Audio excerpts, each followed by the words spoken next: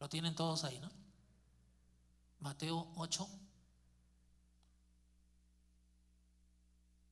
Y dice así la palabra del Señor. Cuando descendió Jesús del monte, le seguía mucha gente. Y aquí vino un leproso y se postró ante él diciendo: Señor, si quieres, puedes limpiarme. Jesús extendió la mano y le tocó, diciendo: quiero, sé limpio. Y al instante su lepra desapareció. Entonces Jesús le dijo: mira, no lo digas a nadie, sino ve y muéstrate al sacerdote y presenta la ofrenda que ordenó Moisés para testimonio a ellos, ¿no? Esta primera porción en que menciona el evangelista Mateo, podemos sacar muchas lecciones o algunas lecciones. Por ejemplo, primero, la actitud que tuvo el leproso, ¿no? Dice que he aquí vino un leproso. Vino un leproso. Entonces, aquí el leproso nos está enseñando que lo que tenemos que hacer nosotros es venir a Cristo. Hay mucha gente que quiere que Dios la sane, pero no quiere venir a Cristo. Y tiene que venir con la actitud humilde que estuvo este leproso, porque dice que él vino y se postró ante él. Y esto nos deja una enseñanza para nosotros. A Jesús no podemos venir con arrogancia, ¿no? Con arrogancia demandándole a ver si me sana. No, yo creo que la actitud de este leproso hizo la diferencia, porque Dios mira la actitud de cada corazón, conoce nuestra necesidad, pero también ve la actitud. Y dice que el leproso le dijo: Señor, si quieres, puedes limpiarme. Jesús extendió la mano y le tocó. Yo pienso que en ese momento ya el leproso sintió algo, porque usted se puede imaginar cuánta gente le habría tenido asco a ese leproso, ¿no? Cuánta gente, tal vez cuando el olor nomás de la carne podrida es algo horrible. Y eso en una ocasión, no sé por qué, pero me vino esto, que una vez Dios me hizo vivir esto. Un día yo estaba recién convertido, así cuando uno está todo emocionado por la presencia de Dios, por lo que el Señor me da, y me encontré en un bus de mi pueblo con un ex compañero de colegio. Él se había dedicado a la droga, estaba todo sucio, oliendo mal, y toda la gente se le hizo a un lado, y de repente él me reconoce a mí y me llama por mi apellido y me dijo: tú eres tal, me dijo, yo estudié contigo, ¿te acuerdas de mí? Lo miré y le dije: sí, sí me acuerdo. Y me comenzó a hablar y todos en el bus me miraban a mí como diciendo: ¿no te da asco? Pero él me dijo: yo te voy a buscar un día. Y yo le hablé del Señor en ese bus, y lo peor, le dije: ya anda, tú conoces mi casa, ¿dónde es? Al día siguiente fue a mi casa y yo lo vi y dije: ay, ¿para qué le dije que venga? Llegó así todo sucio, oliendo mal. Y yo le dije, me dijo: mira cómo estoy, me da vergüenza, me dijo, estoy todo sucio, no me he bañado en días. Yo le dije: pasa, lo hice pasar en mi inocencia. Había un baño en la parte baja de mi casa y le dije: báñate, cambia. Le di ropa, todo. Y yo rogaba que no llegue mi papá y mi mamá, porque si no me meten un problema. Era tanta como apestaba de la persona que agarré su ropa, la metí en una bolsa, la boté, y él se bañó, se fue, y me dijo: nunca me voy a olvidar lo que has hecho. Se fue. En todo ese rato mis padres, nadie en mi casa llegó, y era como que Dios, cuando él se fue, sentí la presencia de Dios como me dijo: pasaste esta prueba, nunca tenga asco de nadie, porque te voy a poner gente que puede llegar en la condición más terrible, pero tú vas a tener que mostrar la compasión que Jesús mostró a este leproso. No le tuvo asco, no lo hizo a un lado. Y yo me imagino que cuando Jesús extendió la mano, ese hombre fue quebrantado. Cuando Jesús solamente extendió la mano, no le dijo nada, lo tocó. Tal vez nadie ni su familia lo quería tocar a él, y él dice que él le dijo: Señor, si quieres, puedes limpiarme. Jesús extendió la mano, le tocó y le dijo: quiero, sé limpio. Y dice que al instante su lepra desapareció, ¿no? Aquí vemos la compasión de Jesús, la misericordia de Jesús, el gran ejemplo que Jesús nos dio. Entonces, este mismo hecho lo narra Marcos, lo narra Lucas también, ¿no? Y eso se lo dejo como tarea para que usted también estudie en la casa, busque los pasajes para que usted vea cómo un evangelio confirma. Y es más, cuando tú buscas en los diferentes evangelios, te vas a dar cuenta que un evangelista muestra un detalle que el otro no lo muestra, ¿no?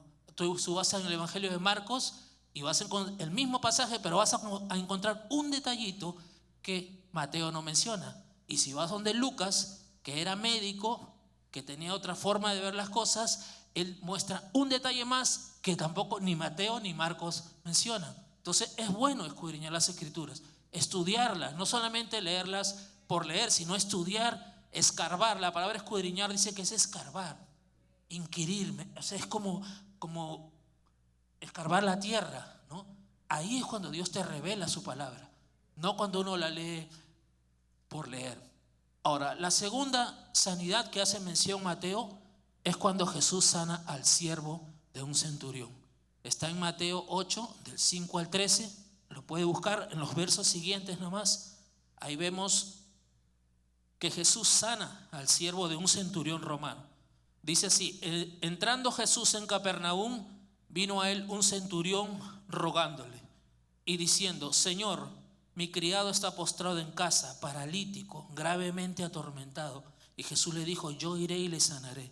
Respondió el centurión y dijo: Señor, no soy digno de que entres bajo mi techo, solamente di la palabra y mi criado sanará, porque también yo soy hombre bajo autoridad y tengo bajo mis órdenes soldados. Y digo a este: ve, y va, y al otro: ven, y viene, y a mi siervo: haz esto, y lo hace. Al oírlo Jesús se maravilló y dijo a los que le seguían: de cierto os digo que ni aún en Israel he hallado tanta fe. Y os digo que vendrán muchos del oriente y del occidente y se sentarán con Abraham e Isaac y Jacob en el reino de los cielos, mas los hijos del reino serán echados a las tinieblas de afuera, y allí será el lloro y el crujir de dientes. Entonces Jesús dijo al centurión: ve, y como creíste te sea hecho. Y su criado fue sanado en aquella misma hora. Aquí podemos aprender varias cosas. Para empezar, dice que vino el centurión romano. Imagínese usted un romano rogándole a un judío. Ahí el romano tuvo que quebrar su orgullo para poder acercarse a un judío, a un maestro judío. Se suponía que los romanos estaban dominando a los judíos. Sin embargo, este hombre reconoció que la autoridad de Jesús era mayor que la que él servía, porque él servía a un emperador que es terrenal, pero nosotros servimos al Rey de Reyes y Señor de Señores, que está por encima de todo y que su nombre es sobre todo nombre. Y dice, él se acerca al centurión romano, le ruega a Jesús: Señor, mi criado está postrado en casa, paralítico y gravemente atormentado. Y el Señor le da una promesa: yo iré y le sanaré. Pero me impacta lo que dice el centurión: solamente di la palabra. Solamente di la palabra. Y este hombre nos da un gran ejemplo, porque dice: yo soy hombre bajo autoridad. Y eso es muy importante, siempre movernos bajo autoridad. Hay mucha gente que por no respetar la autoridad donde Dios la ha puesto, pierde todo lo que Dios quiere hacer en su vida. Y esto es muy importante, porque Dios usa a un centurión romano para darle una lección a todos los israelitas judíos que estaban ahí con él. Todos eran religiosos, conocían la ley de Moisés y todo, pero no tenían la actitud humilde de este hombre. No reconocían la autoridad que había en él. Entonces Jesús usa a este personaje, ¿no? A este centurión romano, y hace el milagro en su siervo. Hay otra sanidad que menciona Mateo y está en capítulo 8 del verso 14 y 17. Jesús sana a la suegra de Pedro. Este mismo hecho nos narran tanto Marcos como Lucas. Entonces aquí vemos una actitud, un ejemplo que nos da la suegra de Pedro. Dice: vino Jesús a casa de Pedro y vio a la suegra que de este postrada en cama, con fiebre, y tocó su manto, y la fiebre la dejó. Y ella se levantó y le servía. El ejemplo que nos da esta mujer es que cuando Dios te levanta para que le sirvas. No te levanta para otra cosa. Señor la levantó. Muchas veces la gente quiere que Dios la sane pero no quiere servir al Señor. Quieren el milagro, pero no quieren servir al Señor. Y Dios lo sabe. Siempre me acuerdo de ese testimonio que el pastor contó de una mujer que iba en una campaña, ¿no, pastor? Que el Señor le dijo, el problema está en su corazón, hay odio en su corazón. Y hay personas que están enfermas porque el problema está en el alma. No está en lo físico solamente, sino en el alma. El odio, el resentimiento, el rencor, la envidia, los celos, esas cosas hay que sacar. Dios tiene que sacar eso primero, porque ¿de qué vale que Dios nos sane el cuerpo físico si el alma sigue enferma? Entonces aquí vemos el buen ejemplo que nos da la suegra de Pedro, que ella, cuando Jesús la sana y le reprende la fiebre, como lo menciona otro de los evangelios, ella se levanta y le sirve al Señor. Hay un cuarto caso que menciona Mateo, está en el 9 del 1 al 8, que Jesús sana a un paralítico, ¿no? Esto dice así la palabra del Señor. Entonces, entrando Jesús en la barca, pasó al otro lado y vino a su ciudad. Y sucedió que le trajeron un paralítico tendido sobre una cama. Y al ver Jesús la fe de ellos, dijo al paralítico: ten ánimo, hijo, tus pecados te son perdonados. Entonces algunos de los escribas decían dentro de sí: este blasfema. Y conociendo Jesús los pensamientos de ellos, dijo: ¿por qué pensáis mal en vuestros corazones? Porque ¿qué es más fácil decir: los pecados te son perdonados, o decir: levántate y anda?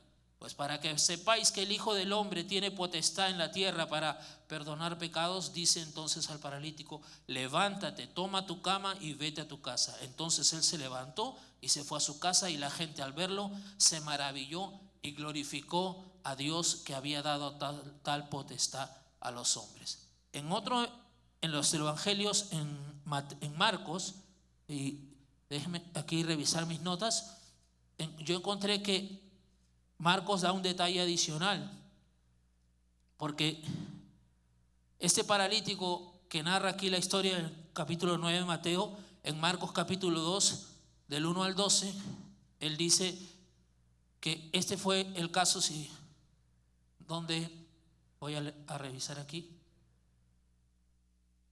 porque cuando el pastor me dijo que tenía que traer esto, me puse a estudiar como loco.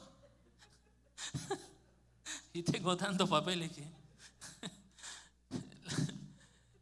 pero gracias, pastor, por la oportunidad. Porque Marcos capítulo 2, este es el paralítico, identifica a este paralítico al que los amigos lo trajeron a Jesús.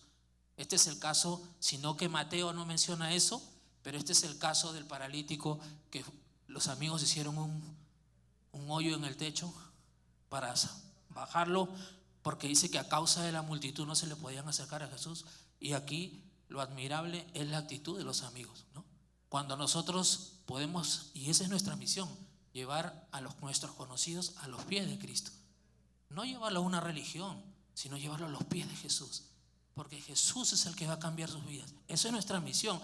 Yo sé que a veces la gente se molesta, pero ¿sabes qué? Cuando alguien te invita a la iglesia, es Dios el que te está haciendo el llamado. Es Dios el que te está dando la oportunidad. Es Dios el que sabe lo que tú necesitas, y Él quiere darte la respuesta que tú estás buscando. Porque en el mundo vas a encontrar muchas opiniones de psicólogos, terapistas, qué sé yo, pero no, ninguno te va a dar la sanidad que Jesús solamente puede dar. Sus amigos de este paralítico entendieron eso y lo trajeron a los pies de Jesús. Y Jesús trató primero, antes que sus piernas, trató con su problema principal, que era el pecado.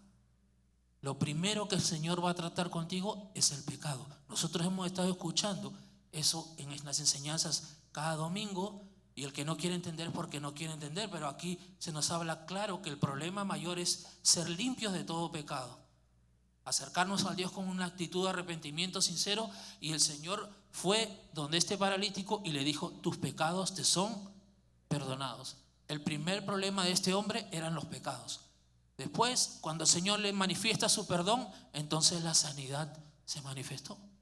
Ya no había barrera. Entonces el Señor comienza a derribar las barreras. Primero tiene que tratar con nuestro corazón para que podamos experimentar el poder de Dios en nuestras vidas. Vamos en el número 4. ¿Estoy bien? El tiempo. Son 14. Pero en el número 5, el quinto, es el momento en el que el Señor resucita a la hija de Jairo, ¿no? Y en ese momento simultáneamente sucede un milagro. Sin que nadie se dé cuenta, ustedes conocen la historia, una mujer se acerca y toca, ¿qué cosa? El manto de Jesús. Una historia muy conocida. Está en Mateo 18 al 26, ¿no? Y vamos a leerla porque aunque usted la conoce, siempre se aprende algo de la palabra del Señor. Y dice así: mientras él les decía estas cosas, dice en el verso 18, capítulo 9, vino a él un hombre principal. Mire, Jairo era un hombre principal. Y se postró ante él, diciendo: mi hija acaba de morir. Aquí vemos un caso, esto no es sanidad, es Jesús resucita a esta niña.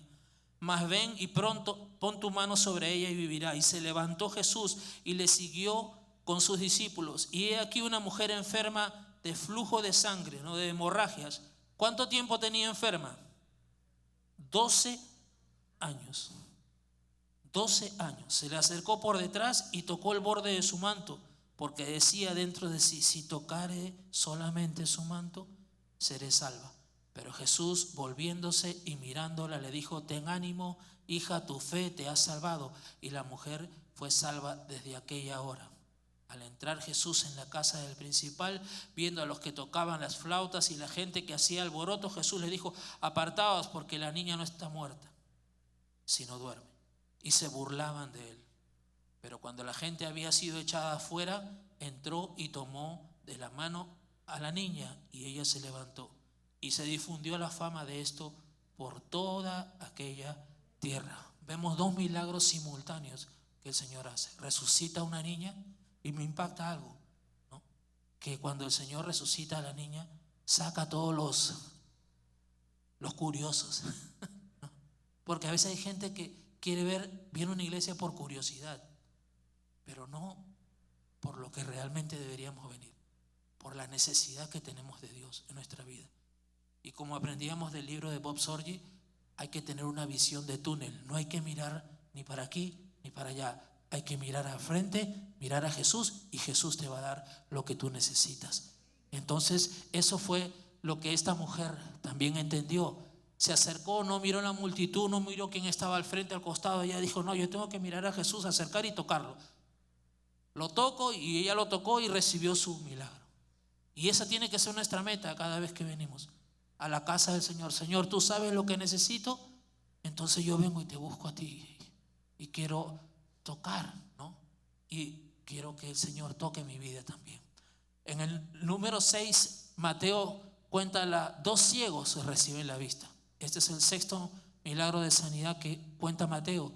Y en estos dos ciegos, lo leemos en el capítulo 9, versos 27 en adelante. Dice: pasando Jesús de allí, le siguieron dos ciegos dando voces diciendo: ten misericordia de nosotros, hijo de David.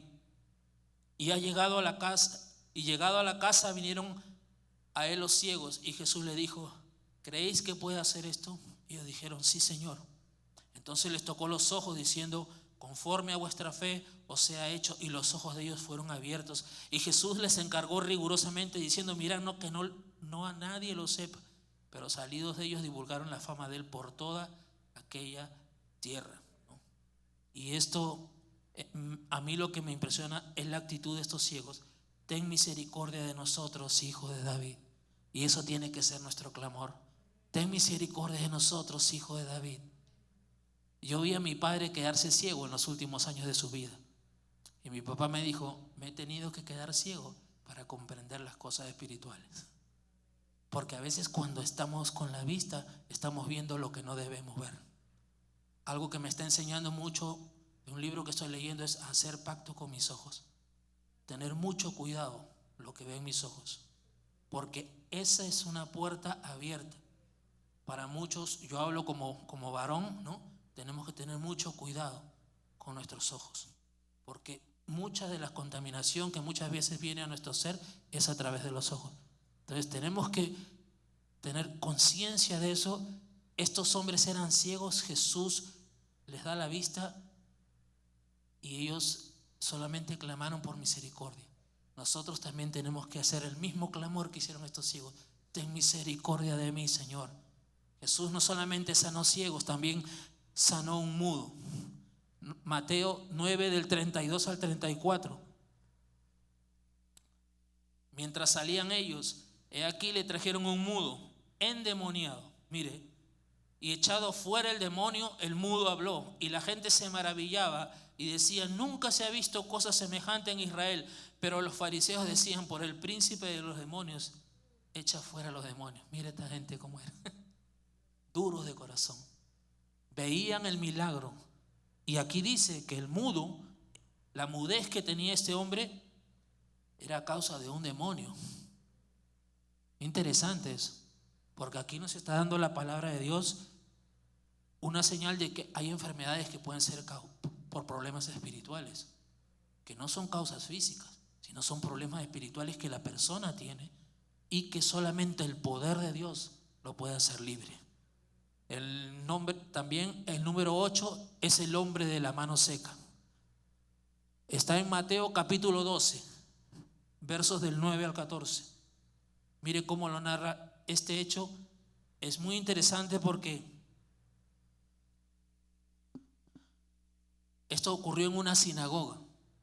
Dice: pasando de allí, vino a la sinagoga de ellos, y he aquí que había allí uno que tenía seca una mano. Y preguntaron a Jesús para poder acusarle: ¿es lícito sanar en el día de reposo? Él les dijo: ¿qué hombre habrá de vosotros que tenga una oveja, y si ésta cayera en un hoyo en un día de reposo, no le eche mano y la levante? Pues ¿cuánto más vale un hombre que una oveja?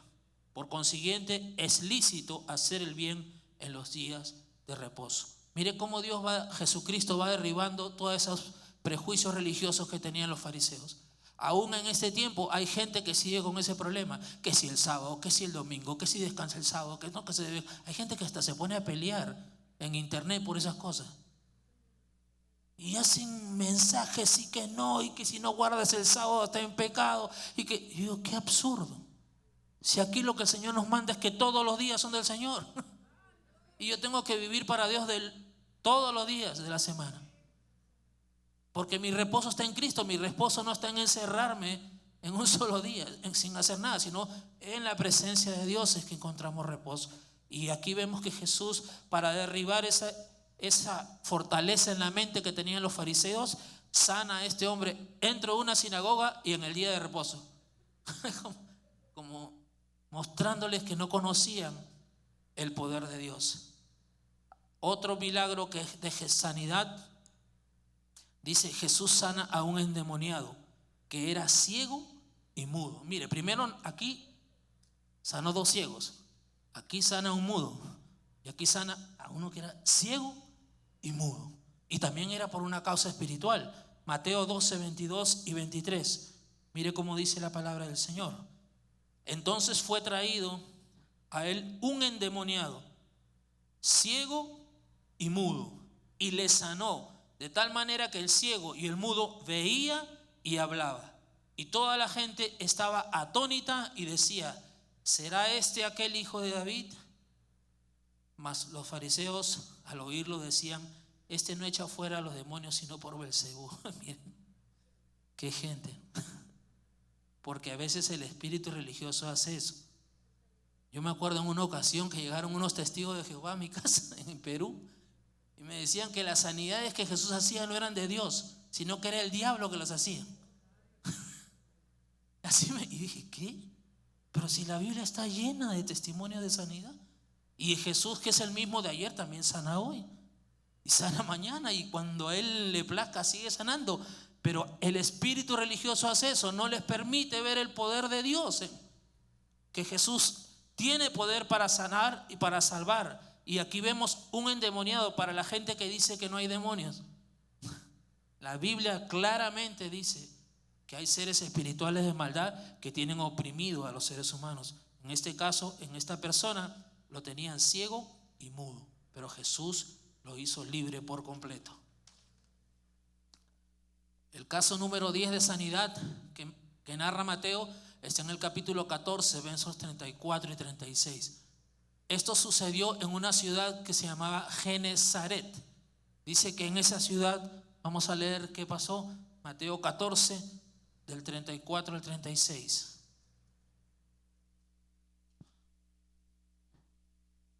Y terminada la travesía, este hecho ocurrió inmediatamente después de cuando Jesús caminó sobre las aguas. Dice, y terminada la travesía vinieron a tierra de Genesaret. Cuando le conocieron los hombres de aquel lugar, enviaron noticia por toda aquella tierra alrededor. Y trajeron a él todos los enfermos, mire, todos los enfermos, y le rogaban que les dejase tocar solamente el borde de su manto. Y todos los que le tocaron quedaron sanos. Aquí no hay un registro de qué enfermedades, solamente dice que todos los que estaban enfermos, los que le tocaron quedaron sanos, ¿no? Múltiples sanidades hizo Jesús en esta tierra de Genesaret, ¿no? En un caso número 11 es cuando Jesús sana a la hija de la mujer cananea. Así lo menciona Mateo en capítulo 15 del 21 al 28. Mire cómo narra este suceso el evangelista Mateo. Dice, saliendo Jesús de allí, se fue a la región de Tiro y de Sidón. Y he aquí una mujer cananea que había salido de aquella región clamaba diciendo, Señor, hijo de David, ten misericordia de mí. Mi hija es gravemente atormentada por un demonio. ¿Quién la atormentaba a la niña, a la hija? Un demonio. Dice, pero Jesús no le respondió palabra. Entonces acercándose a sus discípulos le rogaron diciendo, despídela, pues da voces tras nosotros. Y él respondiendo dijo, no soy enviado sino las ovejas perdidas de la casa de Israel. Entonces ella vino y se postró ante él diciendo, Señor, socórreme. Respondiendo él dijo, no está bien tomar el pan de los hijos y echarlo a los perrillos. Y ella dijo, sí, Señor, pero aún los perrillos comen de las migajas que caen de la mesa de sus amos. Entonces respondiendo Jesús dijo, oh mujer, grande es tu fe, hágase contigo como quieres. Y su hija fue sanada desde aquella hora. Vemos una manifestación gloriosa de parte del Señor debido a la fe de esta mujer. A ella no le importó. Imagínense cuánto prejuicio habría contra esa mujer. Miren, y algo que estaba hablando con mi esposa en unos días. Un día una persona me dijo, la Biblia es un libro machista, me dijo, porque denigra a la mujer. Y yo, esta gente no ha leído la Biblia. Aquí la palabra del Señor usa a la mujer como ejemplo de fe, como ejemplo de valor, como ejemplo de esfuerzo. Hay cantidad de ejemplos. La Biblia nunca denigra a la mujer. Los religiosos también hagan eso, pero la Biblia no hace eso. Y aquí vemos que nos pone como ejemplo a una mujer cananea, pero que tenía una gran fe en el poder de Dios. Y gracias a esa fe, su hija fue sanada por Jesucristo. Caso número 12, Jesús sana a muchos en Galilea. Dice, está en Mateo 15 del 29 al 31. Y se pasó Jesús de allí y vino junto al mar de Galilea, y subiendo al monte se sentó allí. Y se le acercó mucha gente que traía consigo, mire la lista, cojos, ciegos, mudos, mancos y otros muchos enfermos. Y los pusieron a los pies de Jesús. ¿Y qué hizo Jesús? Los sanó. De manera que la multitud se maravillaba viendo a los mudos hablar, a los mancos sanados, a los cojos andar y a los ciegos ver, y glorificaban al Dios de Israel. Siempre que Dios hace milagros hay que darle la gloria ¿a quién? A Dios. Eso es muy importante. Jesús aquí vemos que hizo diversas sanidades. No fueron una, dos, fueron más, ¿no? Y el poder de Dios se manifestó una vez más. El caso número 13 que menciona Mateo, dice que Jesús sana a un muchacho lunático. ¿Qué es un muchacho lunático? Con problemas, ¿no? Mentales. Vamos a leerlo para que usted vea cómo la palabra, Mateo 17 del 14 al 21. Mateo 17, 14 al 21. Dice así. Cuando llegaron al gentío, vino a él un hombre que se arrodilló delante de él, diciendo: Señor, ten misericordia de mi hijo, que es lunático y padece muchísimo, porque muchas veces cae en el fuego y muchas en el agua, y lo he traído a tus discípulos, pero no le han podido sanar. Respondiendo Jesús dijo: Oh generación incrédula y perversa, ¿hasta cuándo he de estar con vosotros? ¿Hasta cuándo os he de soportar? Traédmelo acá. Y reprendió Jesús al demonio, el cual salió del muchacho, y éste quedó sano desde aquella hora. ¿Quién causaba el problema al muchacho? Un demonio. Un demonio lo tenía atado a este muchacho.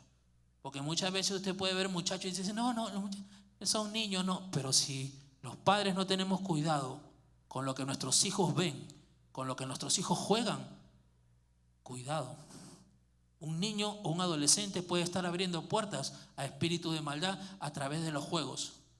Y el papá y la mamá ni enterado de lo que está pasando. Porque esta gente que hace esos juegos es gente perversa. Y a propósito pone cosas, y los muchachos en su inocencia no se dan cuenta de lo que están jugando. Entonces nosotros como padres tenemos que ser sabios y saber discernir qué es lo que están jugando, ¿no? Algo que nosotros estamos poniendo en práctica en casa. Hablo con mi hija menor. ¿Por qué? Porque ellos son inocentes, pero los demonios no perdonan. Esperan que el muchacho abra una puerta, entran para destruir. Entonces nosotros tenemos que estar muy alertas. Me acuerdo cuando mi hija estaba en 3er grado, el maestro de música de la escuela le decía a los niños: I love horror movies, le decía, me gustan las películas de terror. Miren lo que el maestro de música les estaba enseñando a los niños de 3er grado, y les decía que deberían ver películas de terror. ¿Se dan cuenta por qué hay que estar alertas? Porque el sistema de este mundo está podrido y hay que tener mucho cuidado con lo que a los muchachos les enseñan en las escuelas, porque a veces esos mismos maestros son instrumentos del mal para sembrar en los muchachos, para despertar en ellos interés por lo oculto. Les hacen leer libros de brujería en la escuela. Eso es algo que estamos viendo aquí. Y a mí me causa dolor porque veo que muchos padres no se dan cuenta de eso y le compran esos libros a los muchachos y los llevan a Universal para que se metan ahí donde le rinden culto a la brujería, y los meten a los muchachitos ahí. Vamos para que veas el castillo de ya usted sabe. Y al niñito inocente lo meten al castillo donde se están rindiendo culto a la brujería. Gente cristiana he visto haciendo eso. O sea, ¿hasta dónde llega la ceguera espiritual del ser humano? Dios nos advierte, en esta casa somos instruidos acerca de eso. Y la gente a veces se molesta, pero es mejor que te saquen la venda y que te hagan ver las cosas como son para que no vivas engañado. Y Jesús sanó a este muchacho, que su padre lo trajo a la presencia de Jesús, y Jesús hizo lo que los médicos ni nadie podía hacer. Finalmente, el número 14 que menciona Mateo es 2 ciegos que reciben la vista. Está en capítulo 20, del 29 al 34.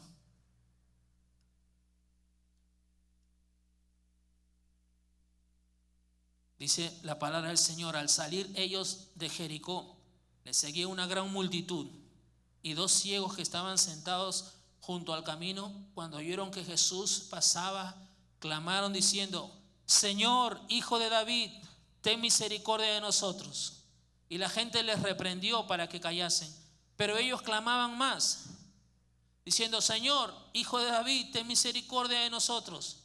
Y deteniéndose Jesús los llamó y les dijo: ¿qué queréis que os haga? Ellos le dijeron: Señor, que sean abiertos nuestros ojos. Entonces Jesús, compadecido, les tocó los ojos, y enseguida recibieron la vista y le siguieron.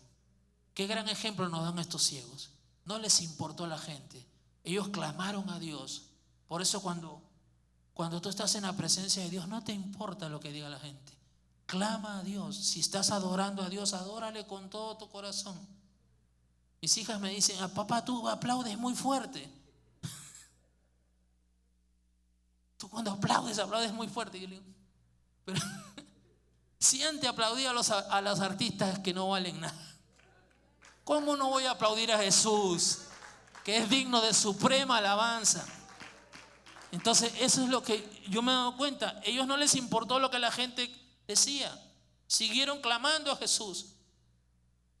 Y Jesús compadecido, esa palabra me impacta, Jesús compadecido. Jesús, tenemos que ser llenos de esa compasión de Jesús. Eso es lo que nos falta muchas veces, ser llenos de compasión de Jesús. Y ellos, lo único que ellos pedían es que sus ojos sean abiertos. Tal vez tú tengas vista 20/20, pero ¿cómo está tu visión espiritual? ¿No? Cada uno sabe. Entonces dile, Señor, que mis ojos espirituales sean abiertos para yo ver contra quién estoy peleando, para darme cuenta que no peleo con el hermano ni con nadie. No, yo peleo una guerra espiritual, una buena batalla de la fe. Y cuando yo tengo claro eso, yo tengo que seguir mirando a Jesús y peleando y haciendo todo lo que pueda hacer por el reino de los cielos. 14 casos de sanidad menciona Mateo 9:38. Solo para mencionar algunos nomás. Estos son casos que menciona Marcos, porque muchos de estos casos que menciona Mateo también los menciona Marcos, los menciona Lucas con diferente lujo de detalles, pero Marcos también menciona unos casos adicionales en el primer capítulo de Marcos, que muchos fueron sanados al ponerse al sol, ¿no? Eso para que usted lo estudie en su casa. También Marcos narra un hecho curioso. Dice que en Nazaret fue el único lugar donde solamente unos pocos enfermos fueron sanados. ¿Sabe por qué? Por la incredulidad que había en el pueblo que había visto crecer a Jesús. La gente no creía. Sin embargo, ahí solamente es el único pueblo donde dice unos pocos. En todos los demás fueron muchos los enfermos sanados. También Marcos en el capítulo 7, 31 al 37 narra la sanidad de un sordo mudo. También él menciona la sanidad de un ciego en Betsaida. Son casos, he puesto casos diferentes que no los menciona ni Mateo, ni Lucas, ni Juan. Lucas menciona estos casos. Una mujer que era encorvada está en Mateo, en Lucas 13 del 10 al 17, ¿no? También narra la sanidad de un hidrópico. Yo no sabía lo que era eso y lo aprendí gracias al superlibro, unos dibujitos muy buenos que se llama el superlibro. Yo los veo con mi hija y vi que un hidrópico es una persona que se le hincha las piernas a causa de la retención de líquidos, y se le hinchó, y ahí ellos lo hacen muy bien en el dibujo, y vi cómo tenían las piernas hinchadas, y eso fue en una sinagoga. Estaban todos los judíos ahí curiosos, el hombre enfermo, y Jesús entra y el hombre no podía ni caminar. Jesús hace el milagro y lo sana delante de los ojos de los religiosos fariseos. El Señor manifestó su poder y su gloria. Y finalmente Lucas narra el caso de 10 leprosos que son limpiados. Este caso es bien conocido. Son 10 leprosos que Dios sana, solamente uno regresó a darle las gracias y era samaritano. O sea que ni siquiera cómo Dios enseña a través de cada milagro.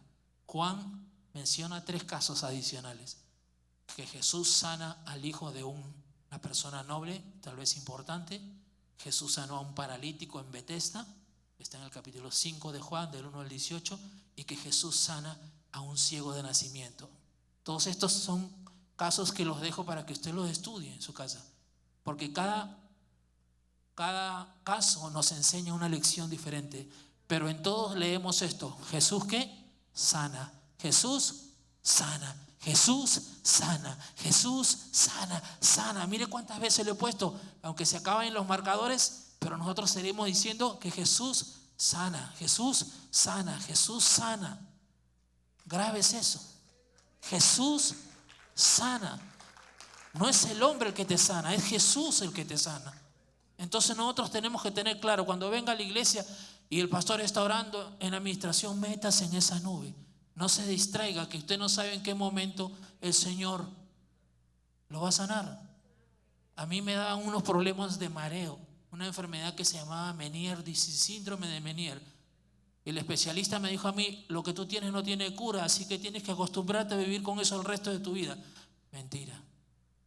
Yo cada vez que venía acá, Señor, y cuando el pastor decía: póngase la mano donde está acá, y yo decía: bueno, me duele acá, también me duele acá.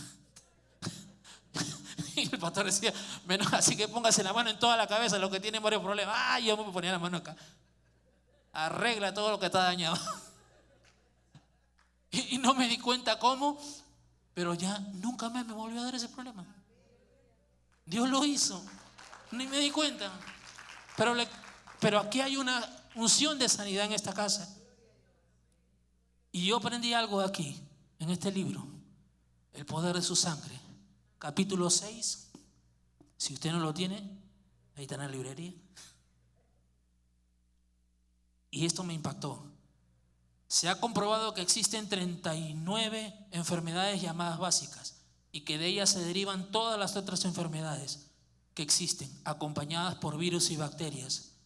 Cuando los romanos castigaban a los prisioneros con latigazos, estos desgarraban la piel, músculos y tejidos, y cada látigo que le dieron a Jesús se estaba rompiendo la maldición de la enfermedad y que había venido como consecuencia del pecado. En cada azote que estaba proporcionando la sanidad para cada enfermedad. ¿Cuántos latigazos le dieron a Jesús? 39.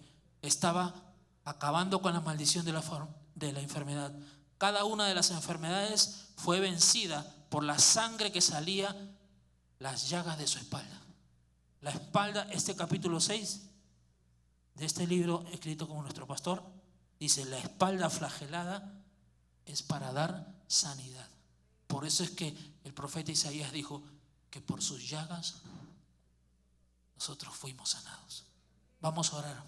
Padre, te damos gracias, Señor, por esta noche, que hemos podido conocer más y más tu palabra, Señor, y el poder sanador que hay en el nombre y en las llagas de Jesucristo. Señor, que esta palabra se grabe en nuestros corazones para que tu nombre sea glorificado y que cada enfermo que venga a esta casa, Señor, tu poder sanador, Señor, lo toque. La llaga de Jesucristo sea, Señor, manifestándose y la gente le dé la gloria y la honra a ti, Señor, el único que merece toda honra y toda gloria. Gracias, Padre, en el nombre de Jesús. Amén, amén y amén, pastor.